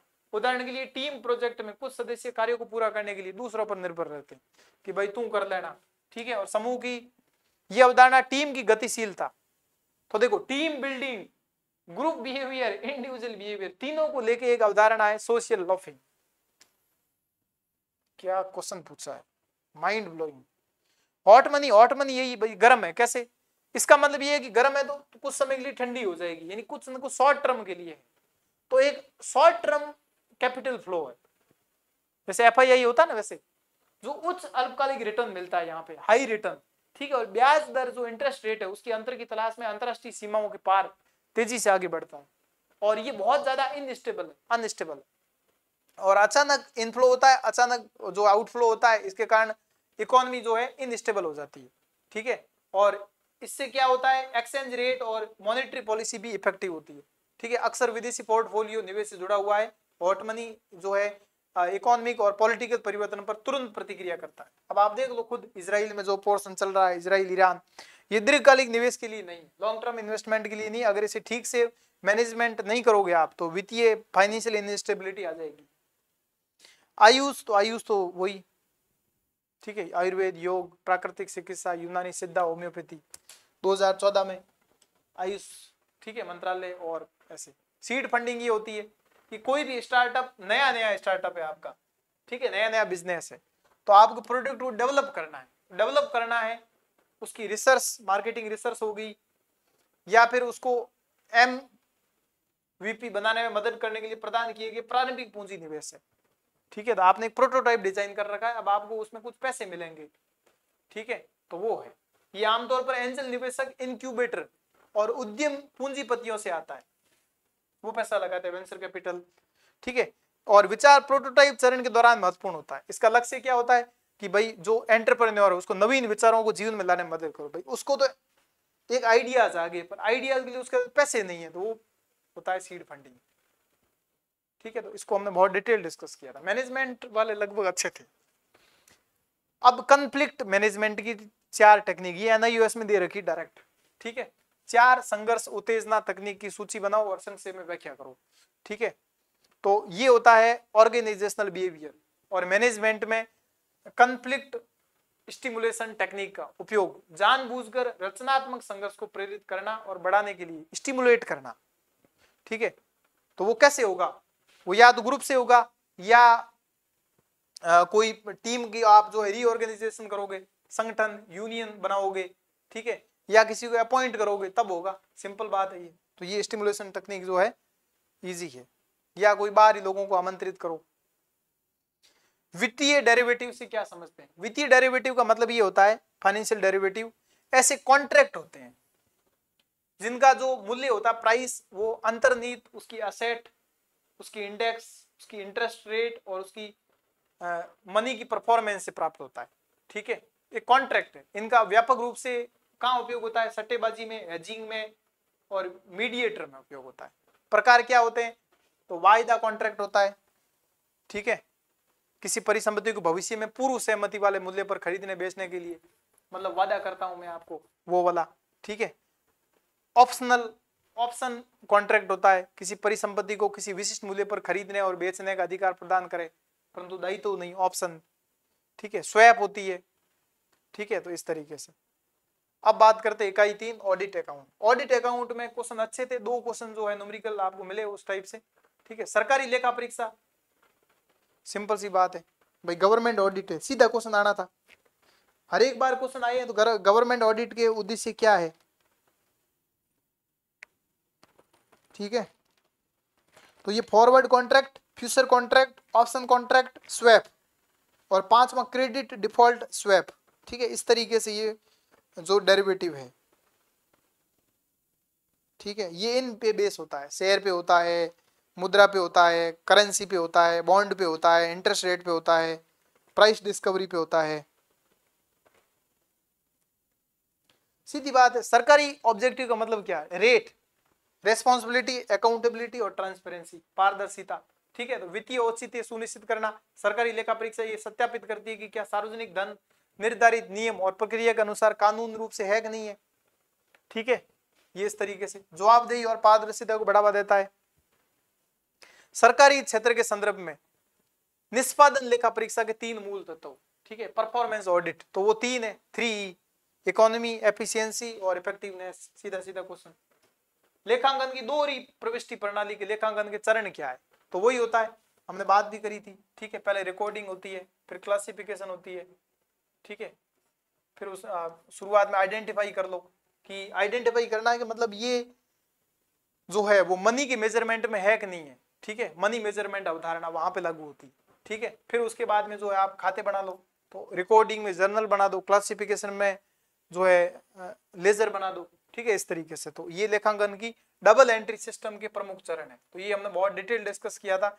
NIOS की वेबसाइट पे जाओगे, आपको डबल एंट्री सिस्टम से एक बढ़िया सा, हमने डबल एंट्री सिस्टम के बहुत सारे क्वेश्चन भी सॉल्व किए थे, पर वो क्वेश्चन आए नहीं, पर एक क्वेश्चन जरूर आया था, असेट बराबर कैपिटल बराबर असेट माइनस लाइबिलिटी, ये सूत्र जो है यहां से सीधा सीधा क्वेश्चन था, CAL,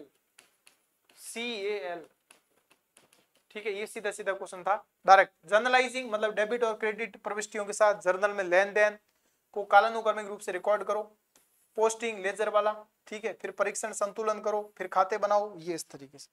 अगला क्वेश्चन ये था वो, ठीक है, पूंजी बराबर कुल संपत्ति माइनस वर्तमान देयता, वर्तमान देयता क्या दे रखी है, लाइबिलिटी दे रखी है, संपत्ति में क्या आता है, असेट में, भाई करंट असेट तो आएगी, इसके फिक्स असेट है ये, एक तो फिक्स, दूसरी स्टॉक, ये भी तो हमारी असेट ही, जैसे मान लो एक दुकान है उसमें स्टॉक बचा हुआ है, तो वो भी बेचोगे तो पैसे तो मिलेंगे ना, कुछ डेटर है जो हमें देंगे, ठीक है, कुछ करेंसी है, तो ये इस तरीके मिला के कितना हो गया, 4,90,000, 4,90,000 में 85 घटा दो, आ जाएगा 4,05,000, ठीक है। सामाजिक लेखांकन के कोई 4 दृष्टिकोण, तो 4 दृष्टिकोण में एक ध्यान रखना, एक कॉस्ट अप्रोच है, एक बेनिफिट अप्रोच है, एक सोशल बैलेंस शीट अप्रोच है, ठीक है, ये अप्रोच है सामाजिक लेखांकन के कोई 4 दृष्टिकोण, ठीक है, एक इंटीग्रेटेड अप्रोच है। अब एक क्वेश्चन पूछा है यहां से रेशियो का, तो रेशियो का जो है आप क्वेश्चन देख लो ध्यान से, क्या है, ABC लिमिटेड दे रखा है, यहां पर नकदी और बैंक बैलेंस, ठीक है, इस क्वेश्चन को अपन यहां से देखते हैं,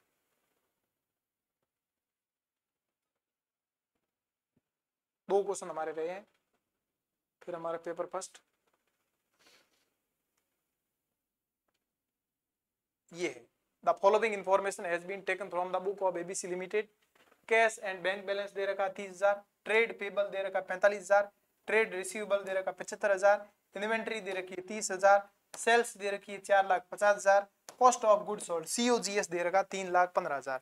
पहला निकालना करंट रेशियो, करंट रेशियो क्या होता है, करंट असेट माइ अपॉन करंट लायबिलिटी, ये देखो ये सारे क्वेश्चन हमने डिस्कस किए थे, पर ये न्यूमेरिकल नहीं डिस्कस किए थे, फॉर्मूले मैंने सारे बताए थे, करंट रेशियो क्या होता है, current asset, current liability, current asset कैसे निकालते हैं, सबके नोट्स हमने प्रॉपर बनाए थे, ठीक है, current asset upon current liability, CA/CL, current asset upon current liability, ठीक है, करंट असेट क्या है। तो अब आप ध्यान से देखो, यहां से अपन क्वेश्चन को सॉल्व करते हैं, ठीक है,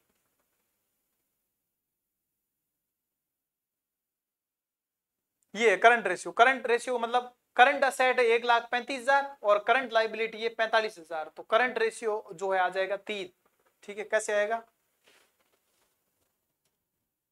तो 45,000 तो ये हो गया, ये है करंट, ट्रेड पेबल है मतलब हमें पे करना है, इसका मतलब पे करना है मतलब हमें देना है, देने का मतलब क्या हुआ, हमारी देय था, लायबिलिटी, लायबिलिटी का मतलब एक फ्यूचर में हमें चुकाना है, और करंट असेट जो है वो कितनी 1,35,000 है, ठीक है, तो कौन सी होगी फिर, ये वाली 75, 1,05,000, 1,05,000 और 30, ये मतलब करंट एसेट का मतलब क्या है, हमारी करंट है, अब इन्वेंट्री पड़ी हुई है तो ये हमारी संपत्ति है, ये असेट ही तो हुई, तो 30,000 ये हो गई, ठीक है, फिर उसके बाद कैश पड़ा है, बैंक बैलेंस पड़ा है, तो 30,000 ये भी तो हमारी है, फिर हमें कोई प्राप्त भी तो होगा, ट्रेड रिसीव भी होगा, ऐसे करके 1,35,000, तो 1,35,000 अपॉन में 45,000, ये आ गया हमारा करंट रेशियो 3, ठीक है। फिर आप देखो क्विक रेशियो क्या होता है, क्विक असेट, क्विक मतलब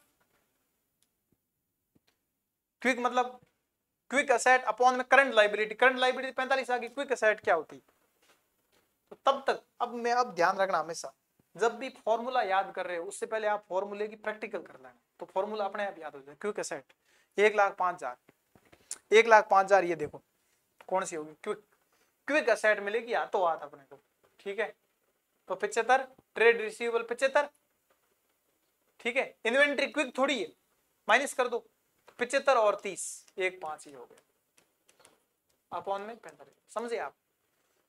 क्विक मतलब हाथों हाथ मिलेगी, तो ट्रेड कब मिलेगा, रिसीवेबल हमें प्राप्त, ठीक है, ये तो हो जाएगा, पर इन्वेंट्री बेचोगे तब पैसे मिलेंगे ना, इसलिए 75 और 30 ये दो हो गए। तीसरा देखो रिसीवेबल टर्नओवर रेशियो, टर्नओवर होता है नेट क्रेडिट सेल कितनी है आपकी 4.5 लाख, एवरेज ट्रेड रिसीवेबल कितना है वो मिल गया हमें 75,000, ठीक है। इस तरीके से ये 4,50,000 ये दे रखा, सेल्स दे रखी है, ठीक है। इस तरीके से तीसरा निकल गया। फिर चौथा देखो, मतलब एक एक क्वेश्चन एक एक नंबर। इन्वेंट्री कैसे निकालोगे, कॉस्ट ऑफ गुड्स सेल्ड कितना बेचा आपने अपॉन में एवरेज इन्वेंट्री कितनी है, ठीक है। तो 3,15,000 का दे रखा है और 30,000 की इन्वेंट्री, ठीक है। 30,000 इन्वेंट्री ये रहा, सीधा सीधा सूत्र दे रखा, फॉर्मूला। अगली बार क्वेश्चन टफ आएगा, ध्यान रखना। और ग्रॉस प्रॉफिट रेशियो क्या होता है, ग्रॉस प्रॉफिट रेशियो होता है सेल में सीओजीएस माइनस कर दो, ठीक है। तो सेल जो हुई थी उसमें सीओजीएस माइनस कर दो, 1,35,000 अपॉन में सेल कितनी हुई 4.5 लाख, ये 30% आ गया। तो ग्रॉस प्रॉफिट रेशियो 10.5 30%, ठीक है। इन्वेंट्री टर्नओवर रेशियो 10.5, 3 वो आ गया, 2.33 वो आ गया। इस तरीके से ये क्वेश्चन सॉल्व करने थे। अब आप देखो अगला क्वेश्चन, अगला क्वेश्चन अकाउंटिंग का जो है सबसे फेवरेट क्वेश्चन होता है कि क्या तलपट का मिलान